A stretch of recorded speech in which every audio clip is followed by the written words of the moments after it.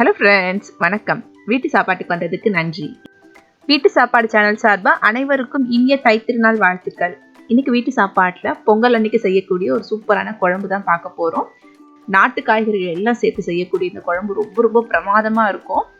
நம்ம இன்னைக்கு செய்ய போகிற இந்த குழம்பு சுட சாதத்தோட பிசைஞ்சு சாப்பிட்றதுக்கும் நல்லா இருக்கும். ஸ்பெஷலாக பொங்க சாதத்தோட இந்த குழம்பு ஊற்றி சாப்பிட்டீங்க அப்படின்னா அட்டகாசமாக இருக்கும். அது மட்டும் இல்லை, அந்த பொங்க சாதத்தை தண்ணி ஊற்றி வச்சு அதுக்கு அடுத்த நாள் இந்த குழம்பை ஊற்றி சாப்பிட்டீங்கன்னு வச்சுக்கோங்களேன், தேவாமிர்தமாக இருக்கும். இந்த குழம்பு இந்த ஒயிட் ரைஸ் பொங்க சாதம் மட்டும் இல்லாமல் களியோட திக்கான கூழோடலாம் பக்கா காம்பினேஷனாக இருக்கும். சரி வாங்க, இந்த அட்டகாசமான குழம்பு எப்படி செய்யறது, என்ன தேவை அப்படிங்கிறத பார்த்துடலாம். குழம்பு செய்யறதுக்கு தேவையான எல்லா காயுமே எடுத்து வச்சிருக்கேன். இந்த குழம்பு செய்யறதுக்கு நம்ம எடுக்கிற காய் எல்லாமே வந்து ஒத்தப்படையில இருக்கிற மாதிரி எடுக்கணும். அதாவது 5 காய் 7 9 அந்த மாதிரி கவுண்ட்ல தான் எடுக்கணும். அதே மாதிரி எல்லாமே வந்து நாட்டு காய்கறிகளா இருக்கணும். இதுதான் இந்த குழம்போடைய ஸ்பெஷாலிட்டி. சரி, நான் இன்னைக்கு என்னென்ன காய் எடுத்திருக்கேன் அப்படிங்கிறத சொல்லிடுறேன். முருங்கைக்காய், முள்ளங்கி, மாங்காய், சேப்பங்கிழங்கு, பிடிக்கரணை, வாழைக்காய், கருணக்கிழங்கு, அவரைக்காய், பச்சை மிளகாய், கத்திரிக்காய், சக்கரவள்ளி கிழங்கு, உருளைக்கிழங்கு, பூசணிக்காய், தக்காளி, பெரிய வெங்காயம், இது கூடவே கொஞ்சமாக சின்ன வெங்காயம் எடுத்திருக்கேன். இந்த குழம்புல நம்ம பச்சை மொச்சையை சேர்க்கணும். அது ரொம்ப டேஸ்டியாக இருக்கும். ஒரு சில இடத்துல வந்து மொச்சை கிடைக்கல அப்படின்னா நீங்கள் வேர்க்கடலையை வேக வச்சு சேர்த்து பாருங்க, டேஸ்ட் நல்லா இருக்கும். வேர்க்கடலையும் இல்லை அப்படின்னா நார்மலாக காஞ்ச மொச்சையை நீங்கள் ஊற வச்சும் சேர்த்துக்கலாம். ஒருவேளை காஞ்ச மொச்சை யூஸ் பண்ணுற மாதிரி இருந்துச்சு அப்படின்னா நீங்கள் வேக வச்சுட்டு இந்த குழம்புல சேர்த்துக்கலாம். நான் இன்னைக்கு மொத்தமாக ஒரு 15 காய்கறிகள் சேர்த்துக்கிறேன். அதாவது வெங்காயம், பச்சை மிளகாய் இதெல்லாமே கணக்கு பண்ணி சொல்கிறேன். இது கூட நீங்கள் வந்து கொத்தவரங்காய் சேர்த்துக்கலாம், வெள்ளை பூசணி இருக்கு இல்லையா, அதை சேர்த்துக்கலாம். உங்களுக்கு விருப்பமான நாட்டு காய்கறிகள் எது வேணாலும் சேர்த்துக்கலாம். அதே மாதிரி இதுக்கு குவான்டிட்டி இவ்வளோ தான் கிடையாது. உங்களுக்கு பிடிச்சமான காயை நீங்கள் எக்ஸ்ட்ராவும் சேர்த்துக்கலாம். நிறைய பேருக்கு தெரிஞ்சிருக்கும், பொங்கல் பண்டிகை அன்னைக்கு நம்ம எடுத்து வச்சிருக்க காய்கறி எல்லாத்தையுமே இது கூடவே அரிசி, வெல்லம் இதெல்லாம் காலையிலே சாமிக்கு படைச்சிட்டு, சூரிய பகவானுக்கு படைச்சிட்டு அதுக்கப்புறம் தான் நம்ம சமையலுக்கு யூஸ் பண்ணணும். நான் இப்போ இந்த காய்கறி எல்லாத்தையும் கழுவிட்டு கட் பண்ணி கொண்டு வந்துடுறேன். எடுத்து வச்சிருந்த எல்லா காயுமே நல்லா கழுவிட்டு கொஞ்சம் பெரிய பெரிய பீஸாவே கட் பண்ணி சேர்த்துருக்கேன். இந்த குழம்புல நம்ம எல்லா காயுமே சேர்க்கும் போது ரொம்ப பொடி பொடியாக கட் பண்ணிங்க அப்படின்னா உங்களுக்கு காய் எல்லாமே குழஞ்சு போன மாதிரி இருக்கும். ஸோ கொஞ்சம் பெருசு பெருசாகவே கட் பண்ணி சேர்த்துக்கலாம். சக்கரவள்ளி கிழங்கு, பூசணிக்காய், மாங்காய் இதை மட்டும் நான் தனியாக கட் பண்ணி வச்சிருக்கேன். இதெல்லாம் டக்குன்னு வெந்துடும். இதுவும் பார்த்தீங்கன்னா கொஞ்சம் பெரிய பெரிய பீஸாவே கட் பண்ணியிருக்கேன். குழம்புக்கு தேவையான அளவுக்கு புளியை கரைச்சி ரெடி பண்ணியாச்சு. நம்ம இதில் மாங்காய் சேர்க்குறோம், அதுக்கேற்ற மாதிரி புளியோட அளவை நீங்கள் எடுத்துக்கலாம். குழம்புக்கு தேவையான அளவுக்கு மிளகாத்தூள் எடுத்துருக்கேன். இப்போ நம்ம குழம்பு செய்ய ஆரம்பிச்சிடலாம்.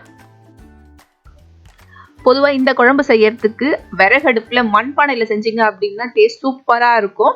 என்கிட்ட இன்னைக்கு விறகடுப்போ மண்பானையும் இல்லாததுனால நார்மலாக நம்ம யூஸ் பண்ணுற பாத்திரம் தான் எடுத்திருக்கேன்.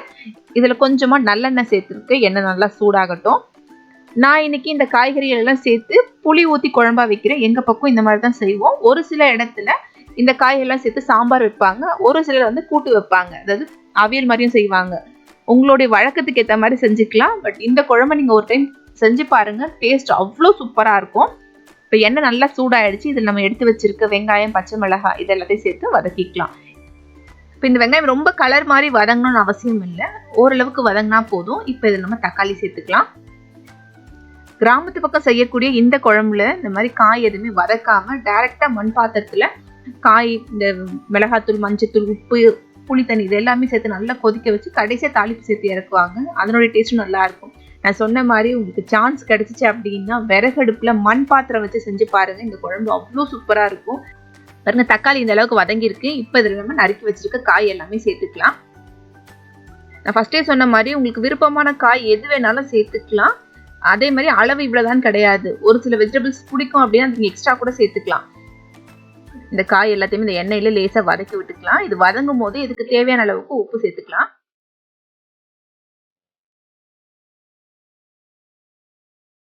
நம்ம மண்பானையில செய்யும் போது காய் வதக்காம செஞ்சோம் அப்படின்னாலும் டேஸ்ட் சூப்பரா இருக்கும். இந்த மாதிரி பாத்திரத்துல செய்யும் போது கொஞ்ச நேரம் இந்த காய் எல்லாமே இந்த எண்ணெயில வதக்கி செய்யும் போது டேஸ்ட் நல்லா இருக்கு. அதனால நான் இந்த மாதிரி செஞ்சுட்டு இருக்கேன்.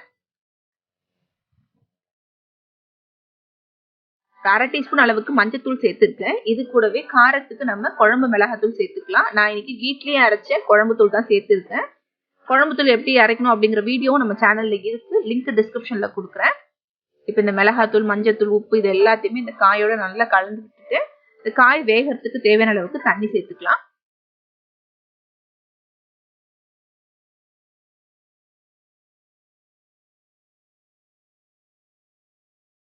இப்போ காய் வேகிறதுக்கு தேவையான அளவுக்கு தண்ணி சேர்த்தாச்சு. இப்போ இது கூடவே நம்ம உரிச்சு வச்சிருக்க மொச்சை சேர்த்துக்கலாம்.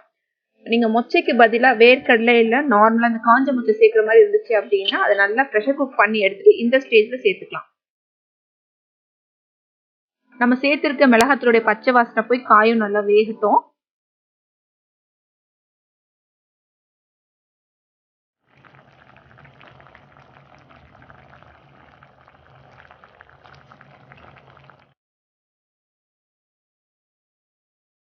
காய் எல்லாமே நல்லா முக்கால் பதம் வெந்திருக்கு. இப்ப இதுல கடைசியா மஞ்சள் பூசணி, சக்கரவள்ளி கிழங்கு, மாங்காய் இது எல்லாத்தையும் சேர்த்து நல்லா மிக்ஸ் பண்ணிட்டு இது கூடவே நம்ம கரைச்சி வச்சிருக்க புளி தண்ணியை சேர்த்துக்கலாம்.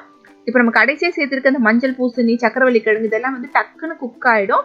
இந்த புளி தண்ணியோடைய பச்சை வாசனை போறதுக்குள்ள நம்ம மீதி இருக்க காய் எல்லாமே பதமா வெந்து வந்துடும். நான் இன்னைக்கு நல்ல ஒரு பெரிய எலுமிச்சப்பழ அளவுக்கு புளியை கரைச்சி இந்த குழம்புல சேர்த்துருக்கேன். இந்த குழம்பு கொஞ்சம் புளி தூக்கலா இருந்துச்சு அப்படின்னா சூப்பரா இருக்கும். இப்போ புளி தண்ணி சேர்த்து இது எல்லாத்தையும் நல்லா கலந்து விட்டுட்டு ஒரு 8ல இருந்து 10 நிமிஷம் கொதிக்க வச்சோம் அப்படின்னா புளியோடைய பச்சை வாசனையும் போய் காய் எல்லாமே நல்லா பதமா வெந்துடும்.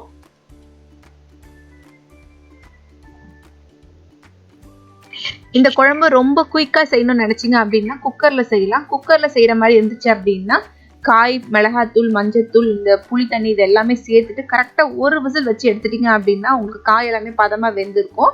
குக்கர்ல செய்யற மாதிரி இருந்துச்சு அப்படின்னா நீங்க தண்ணியோட அளவை எக்ஸாக்டா வைக்கணும்.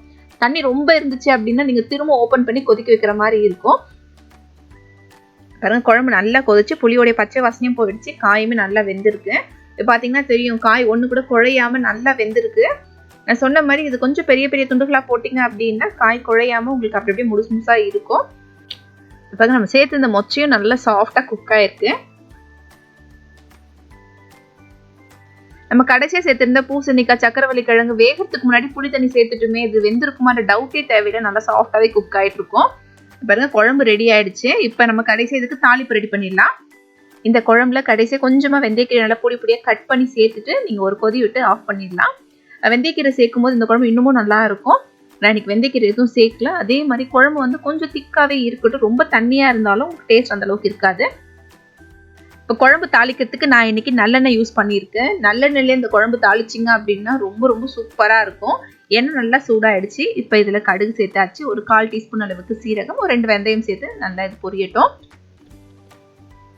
கடுகு சீரகம் பொரிஞ்சிருச்சு. இப்போ இதுல ஃப்ளேவருக்காக ஒரு 2-3 காஞ்ச மிளகாய் சேர்த்துட்டு கொஞ்சமா வெங்காயம், கருவேப்பிலை இதெல்லாம் சேர்த்து நல்லா வதக்கிக்கலாம். இது கூடவே பெருங்காய பொடியும் சேர்த்து நல்லா வதக்கிட்டு நம்ம ரெடி பண்ணி வச்சு குழம்புல சேர்த்துட்டோம் அப்படின்னா சூப்பரான குழம்பு ரெடி ஆயிடும். கட்டாயம் இதுல பெருங்காய பொடி சேர்த்துக்கோங்க, ஏன்னா நம்ம குழம்புல நிறைய கிழங்கு வகைகள் சேர்த்துருக்கோம்.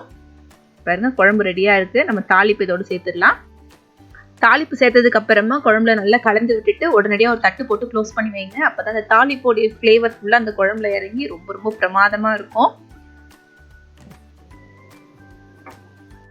நல்ல சூப்பரான இந்த குழம்பை நீங்க 2 நாள் வரைக்கும் வெளியில வச்சு கூட சாப்பிடலாம். இந்த குழம்பு ஊற ஊற உங்களுக்கு டேஸ்ட் இன்னமும் அதிகமா இருக்கும்.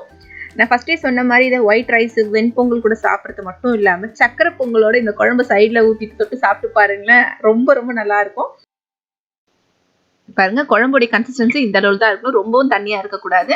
அவ்வளவுதாங்க, சூப்பரான நாட்டு காய்கறி கார குழம்பு ரெடி ஆயிடுச்சு. ரொம்ப ரொம்ப நல்லா இருக்கும். கட்டாயம் உங்க எல்லாருக்கும் இந்த ரெசிபி பிடிச்சிருக்கும் நம்புறேன். நீங்க எல்லாம் அதை ட்ரை பண்ணி பார்த்துட்டு உங்களுடைய ஃபீட்பேக்ஸ் அண்ட் கமெண்ட்ஸ் சொல்லுங்க. வீடியோ பிடிச்சிருந்தா லைக் பண்ணுங்க, ஷேர் பண்ணுங்க, மறக்காம சப்ஸ்கிரைப் பண்ணுங்க.